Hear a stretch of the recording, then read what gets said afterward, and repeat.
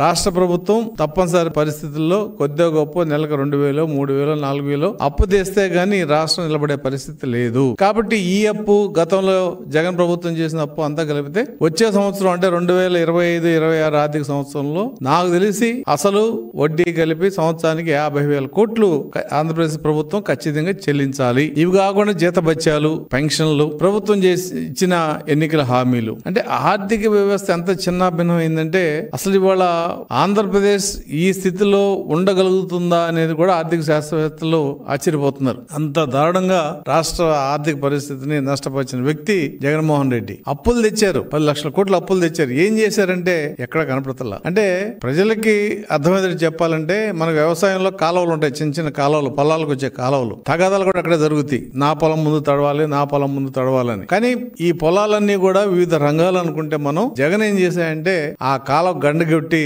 తన అవినీతి అనే పొలంలోకి మొత్తం నీళ్ళని కూడా వాడుకున్నాడు. ఆయన ప్రభుత్వం అయిపోయిన తర్వాత కాలువలు కూడా రావడం ఆగిపోయినాయి. ఇవాళ ఆ గండి పూడ్చినంత మాత్రం నీళ్లు రావు, ఎందుకంటే పైన కాలువలు లేవు. నీళ్ళని ఆయన అవినీతికి సరిపోయింది. అది వ్యవసాయ పరంగా ఎలా ఉంటే మనకు అర్థమవుతుందో ఇవాళ రాష్ట్ర పరిస్థితి కూడా అంతే. ఈయన తెచ్చిన అప్పులన్నీ కూడా అవినీతిగా సరిపోయినాయి.